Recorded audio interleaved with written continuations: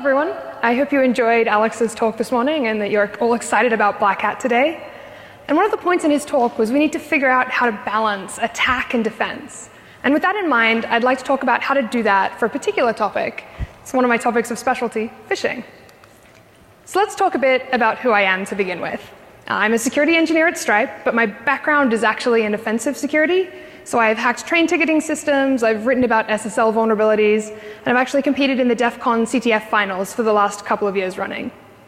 Internal phishing protection, so phishing protection of our employees, is actually a side project for me at Stripe, but kind of scarily, it's been pretty successful in my experience. I've phished over half the company in the course of my different tests. So let's chat a little bit about phishing. There's a lot of targets here and a lot of actors, and we see lots of different types of attacks. In 2011, we saw the RSA master key phishing, where they used social media and a flash malware exploit in Excel to compromise the SecurityID 2FA database. That's the database behind those RSA tokens. In 2014, we saw ICANN lose control of the centralized data systems, which controls domain name registration through spear phishing. And also in 2014, we saw Sony hacked by apparently North Korea because they had their Apple ID emails stolen. And so that's a pretty broad space, and I'd like to kind of narrow down specifically what I'm going to be talking about. So for this talk, I'm only going to cover cases where you control the platforms of the people being targeted. So this typically means I'm talking about your employees rather than your users. And I'm also going to cover targeted attacks. I'm not going to talk about like the emails that get sent out to thousands of companies and maybe one employee falls for it. We're going to talk about sophisticated attacks that are actually focused on your particular company. And we're going to do this in 3 sections. Our first section will be the psychology of phishing. Then we're going to talk about the story of phishing at Stripe, the different campaigns we ran and what was and wasn't successful. And finally, I'm going to cover how you can prevent phishing at your company, or particular types of it. But to begin with, let's talk psychology. This is kind of your standard phishing email, right? A Nigerian prince wants to offer you an extremely large sum of money if you just hand over your bank details. And these type of emails make attackers and defenders really lazy. Attackers get told, you can't use phishing in your red teams because it's too easy. And defenders get told, well, provided you train your users, they won't do this and it'll be fine. But that's dangerous and unrealistic. Just because you say that phishing is inevitable doesn't actually make the problem go away. And it also encourages a really us and them mentality. You know, we are the security engineers, we would never fall for this. And they're just like the non-technical users who don't know what they're doing. So rather than splitting this up, I want to talk about why people fall for phishing campaigns in the first place. Daniel Kahneman wrote a really interesting book about psychology in general, in which he posits that there's actually 2 modes of thinking we have, System 1 and System 2. And he calls this the fast and slow mode, basically. System 1 is what you use when you see a car ahead of you stop suddenly on the freeway and you swerve or brake without even thinking about it. It's very fast and it's very instinctive. It's below what we consider to be the level of conscious thought. But it's also pretty emotional and pretty gullible. System 2, on the other hand, is a much slower and more methodical method of thinking. If you've ever written up a list of pros and cons for some kind of business decision, you are using your System 2 brain. It's rational and it's skeptical. But the problem is, we don't usually have enough time in our days to use System 2 everywhere. We use System 1 for decisions that we consider to be unimportant and that can be solved easily through pattern matching, which is typically how System 1 operates. But I want you to stop and think for a second about how much email you receive in a single day. I don't know about you, but I get at least 100 emails a day. I don't have time to be sitting there and thinking about whether or not they're legitimate for every single email. That's System 2 processing, and there just isn't the time for it in the day. And the problem we have with phishing training at the moment is that it's focused on training people to look at URLs or hover over links, but all of those are System 2 methods of thinking, not System 1. Phishing training is only useful when someone is already suspicious of the email, not beforehand. And you can't train someone's System 1 to think that one email is suspicious when it looks exactly like every other email they've received from a service. And it doesn't matter how technical you are, this applies to all of us. Everyone is vulnerable to this. So rather than splitting up different types of phishing based on who's being targeted, so spear phishing would be one particular person and whaling would be a particular person who's a CEO, for example, I instead want to split it up based on the attack vector being used, because that informs the sort of defenses we need to have in place. So I'd like to choose 3 different types of phishing. The first is action-based phishing. This is where you phish for something that's valuable in and of itself. So if you email a finance team and convince them to wire several $1 million offshore, you probably don't need more than that. That's kind of your end goal. That's action-based phishing. Exploit-based phishing is the sort of thing we heard about with the RSA keys, where flash malware was used to get access to them. In that case, you're trying to get code execution on a particular machine and use that to pivot to more access. That's exploit-based phishing. And finally, there's this concept of credential-based phishing. So you're phishing for access to usernames and passwords that aren't in and of themselves valuable, but that allow you to pivot to more valuable credentials. So in this case, you might email a user and ask them to type their password into a phishing site. And as I said, each of these different attack vectors has different defenses. For action-based phishing, we can put in place controls that require that multiple users sign off on dangerous actions. For exploit-based phishing, we can mandate that certain software can't be installed on a machine because it's too dangerous, or that you need to have updates installed as of this date. But we don't really have a good solution for credential-based phishing. We say, oh, we'll train our users, and then they won't click on links, hopefully. That's not actually that effective, though. So that's the type of phishing I'm going to focus on for this talk. Just as a brief recap, this is usually how credential-based phishing works. You send some kind of hook email, doesn't seem at all out of the ordinary, looks just like a normal email from the service, but also contains some type of call to action. Then, when the user clicks the link, they're sent to a phishing site, which looks similar to the original, typically a similar domain, hopefully cloned from the original page, maybe hosted on HTTPS. You steal their credentials, and then you have some kind of trail out, because you need to convince the user at the end of all of this that everything is completely normal. Credential phishing is useless if someone realizes immediately after the fact and rolls their credentials. So in this case, you might want to redirect back to the original site or have some kind of action succeeded message. And now that we've recapped the general format of this, I'm going to show you 2 emails, and I want you to try to figure out which one is legitimate and which one isn't. Here's our first email. This is a real-world example of a campaign that I ran at Stripe. Cool, and here's our second email. And just to put them side by side so it's nice and easy to compare, here's both of them together. I want you to sit and think to yourself which one you think is real. Both of them are sent from noreply@slack.com. Neither of them contain any spelling mistakes. They both have a call to action. In this case, the left one is real and the right one is fake, but there's actually not enough information on this slide for you to be able to tell that. As I said, they're both sent from the same email address. They both have calls to action. And short of knowing exactly what emails Slack sends, there's no way for you to verify which is correct and which isn't. I actually had to get this email approved by our VP of engineering before I could send it to everyone at the company. And I sent it to him and said, hey, I'm sending you a phishing email. And he clicked on the link and went, wait. People who know what they're doing fall for this stuff.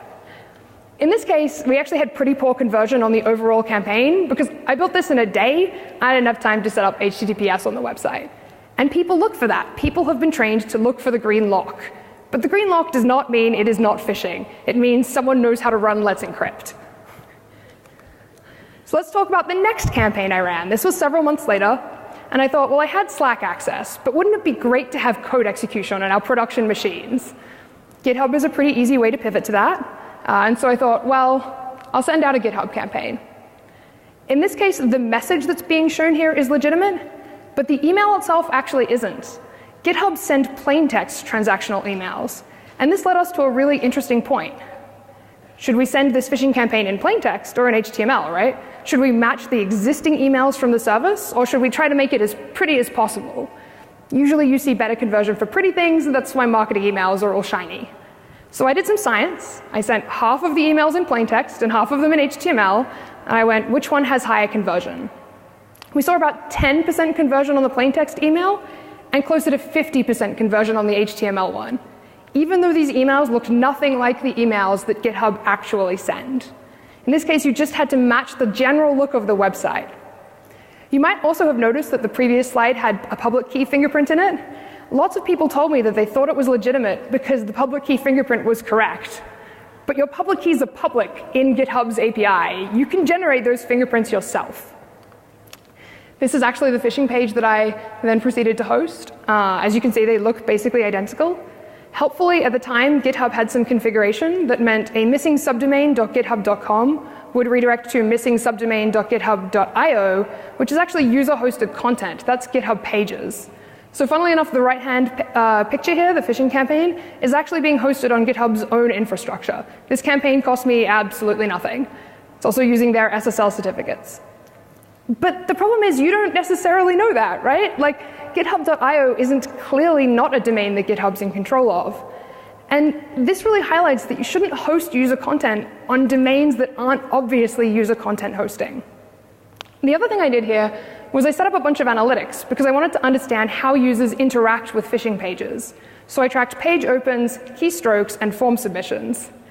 The interesting thing we learned with this was, although we installed password managers on all of our employees' machines, about half of them had typed their passwords in by hand.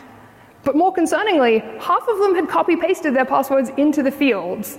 That means they used a browser extension that tells them that the website's not legitimate, and they'd gone, it's probably not working. I should just copy-paste my credentials in anyway.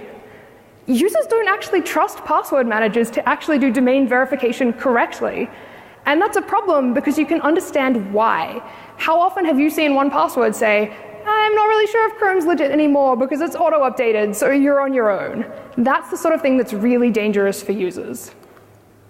Just for completeness' sake, this was the trail-out page for this campaign. You can see it's hosted on real GitHub, and the keys that you would see here would match the keys that you saw in the email I sent. So further collaborating the idea that this is a legitimate email. And it's about here that people start to mention two-factor authentication to me.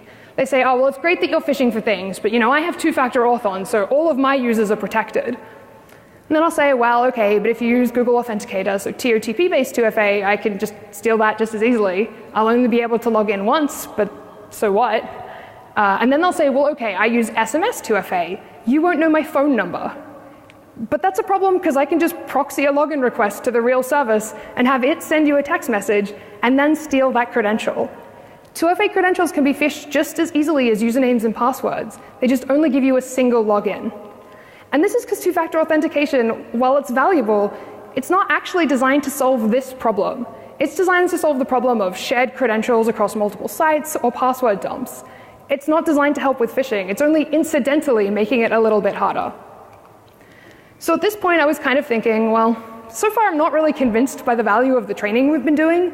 Right? We've been training our users and they've been ignoring the things we tell them, like don't ignore your password manager. So I wanted to do even more science. So I thought what I'll do is I'll do some phishing training and I'll show a phishing page.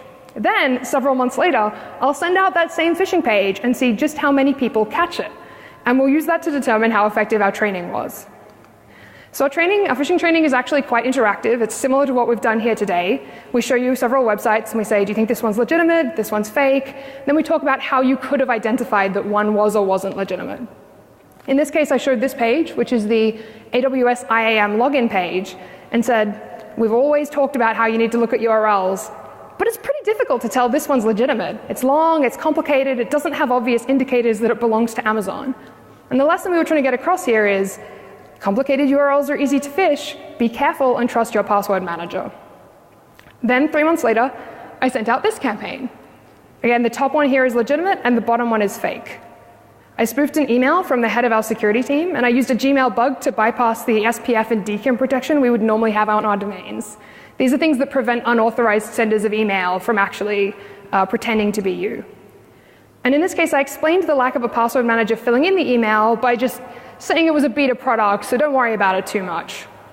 And this campaign phished for not just passwords, but also two-factor authentication credentials, just to demonstrate that users would type them in. Of the emails we sent, assuming that you opened the email, 40% of people clicked through. Assuming you saw this page, 2/3 of users entered their credentials. So that's an end-to-end conversion rate of 1 in 4. I sent this to every engineer at the company. It's pretty terrifying, right? If you can get enough people to give you these credentials, you can get complete code execution on our servers. We're talking administrative access here. And those people who were phished, they included 2 of my friends who helped me build the campaign.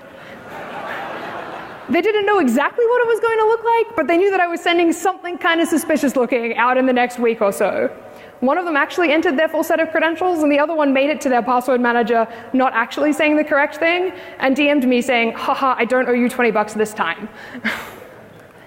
So what do we do now, right? We've talked about some of the different protections we have, but we've said that they're all kind of vulnerable. We've talked about how you could use SPF and DKIM to prevent unauthenticated senders from spoofing email from your domain. We've talked about how you can encourage the use of password managers, but users kind of ignore it. The issue with SPF, by the way, is that clients have to validate it, so if anyone's using a desktop email client, it's basically fair game. We've said that you can mandate 2FA, but that also is only incidentally helping. I'm all for realistic over perfect, but each of these different mitigations is really easily bypassed. And this has led to this sense of hopelessness among the security community. People will be phished, there's no point red teaming for phishing because of course you can get in that way. And that's really dangerous, because even if you have detection on your users' activities, you probably can't respond fast enough. Even with, say, a 15-minute SLA to a pager, you're probably not going to be able to stop someone from leaking valuable information or pivoting to yet another service. And now you're racing a clock to try and catch up to where they are. And also, just because I can only log in once doesn't mean that I can't find other ways to get into your service. OAuth and application passwords in email clients provide really excellent ways of hiding the fact that I still have the ability to access your data. And all of this only requires a motivated attacker. None of these are technically difficult. Any software engineer could do this if they wanted to. And the underlying issue here is that any protection that relies on a human being making a reasonable decision is going to fail. People can be tricked. People like to trust others. You need to find technical solutions to this problem rather than just saying, we'll train people and everything will be fine. So let's kind of take a step back and go back to the beginning of authentication. And we're going to talk about the 3 different types of authentication factors. These are what's referred to when you talk about two-factor authentication. The first is something you have, so this is something you physically possess. For example, two-factor authentication phone apps. The second is something you know, typically your password. And the third is something you are, so biometric data. On the internet, we mostly tend to use know, and for more secure services have, because biometric data is not really a standardized API on the web yet, so it's kind of the only option we have. And if we want our users to be safe, even when they try to give their credentials away, we need to tie these factors to the domain that's requesting the information, rather than just giving them out as if they're shared secrets. So at Stripe, we started doing this using SSL client certificates. These are the client equivalent of the server certificates you use over HTTPS. So the server requests a certificate, and the user's machine serves it up. They're kind of like cookies, but without all the downsides of cookies, in that they're not a single shared secret being passed around everywhere. They actually use public-private key crypto, and the secret stays on your machine. They're a super great user experience, because you don't even know that you're sending them most of the time. And they're pretty difficult to unintentionally leak, because you have to go digging around in your computer's trust store. I think even the most, I'm great at everything software engineer is probably going to think twice before sending that to a random person. But the problem with client certificates is that they're similar to a password, and they're long-lived, right? Access to a client certificate ever means that you've lost access to that service. What we really want here is the same type of one-timeness that two-factor authentication gives us. We want the leak of one credential to not be sufficient. And ideally, this second factor is going to need to have some cryptography as well, because otherwise it can be phished. Luckily, there's a protocol for this. It's called U2F. It was released a couple of years ago. And essentially, the idea here is that you provide a security key, so a USB device, that itself is a second factor of authentication. The way it works is when I go to a page that uses U2F authentication, the service generates a challenge, and my browser sends down the challenge and the domain that's requesting the challenge. The security key signs a response to it using a private key that's just on the chip itself. And it signs a response that includes both the domain and the challenge. So this means the credential it generates is only valid for the domain that asked for it. What this means is even if I manage to convince a user to tap on their key, which is super easy, it doesn't actually help because they've generated a secret that's valid on evil.com, but not good.com. When I try to pass it through as an attacker, it won't validate. Helpfully, a couple of services have started adding support for this. We see Google, Dropbox, Facebook, and actually Stripe working on this. And Google, in fact, if you run a Google Apps domain, allows mandating this as the only form of 2FA, which prevents your users from being phished there at all. Intel are also building support for this into their chips that are going to be released later this year. So specifically what that would mean is you wouldn't even need an external device. You just have it built into the chip that you're running on your machine yourself.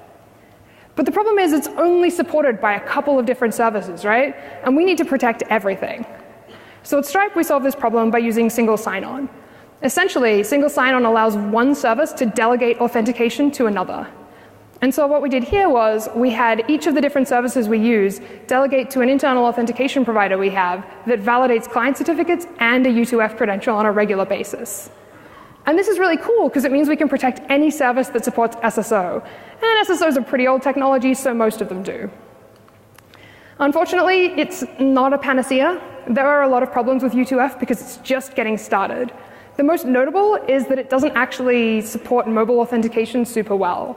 A small number of services do, but at the moment you realistically have to provide a fallback for most users, which means that you can still convince someone to type in a TOTP or SMS credential. We are working on this, it is getting there, but it's hoped that in the meantime, at least someone would think twice before having to go and grab their phone rather than their USB. And the other problem with U2F is that it only protects authentication flows that actually ask for credentials. How many of you remember that Google Docs worm from a couple of months ago? You got an email from hhh@mailonator.com inviting you to a Google Doc and asking for access to all of your email.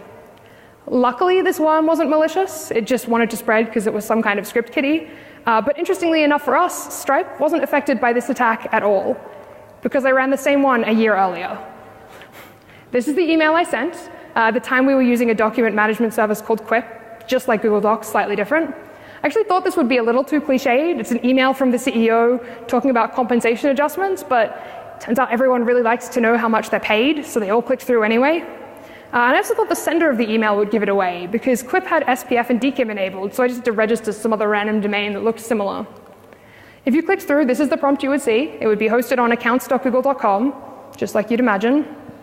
And if you look here, the only way for you to tell that it wasn't legitimate was to click on the name of the application and see that the developer was registered to my email address. If I'd wanted it to look more plausible, I'd have registered it to the fake domain I had, but I didn't want people to freak out too much. And so in this case, we saw honestly really terrible conversion rates. If you think of how successful the Google Docs worm was, and remember that it was sent to hhh@mailonator.com and was BCCing you, given that you opened the email, we saw an end-to-end conversion rate of 80% on this. That's 80% of our employees granting access to this application. So we actually protected this using the whitelisted domain controls that Google have recently made public. And what this meant was on the day that the Google Docs worm happened, our security team was sitting around at lunch going, "This is great. Let us know if we need to help with your personal accounts." But just to reiterate the fact that everyone's vulnerable to this, I had a friend on the security team helping me build this. I asked ahead of time, is it unethical for me to phish for OAuth credentials? And can you invite me to a document from our document sharing service? Then a couple of days later, I sent him an email and I said, hey, let me know what you think of the phishing email I sent you. I did it pretty late at night, so I waited till the following day, gave him a couple more hours. It's like the end of the following business day, and I'm like, hey, it's a phishing email. It takes 5 minutes to read it, right? What do you think? I didn't get the email. It took me 3 goes of telling him the subject before he figured out what had happened. He'd clicked on the link, he'd seen the permissions, and he was in the process of writing a nasty email to the service provider asking why they were asking for these permissions. This is knowing exactly the campaign I'm going to send. So this is something that can happen to everyone, right? Let's wrap up.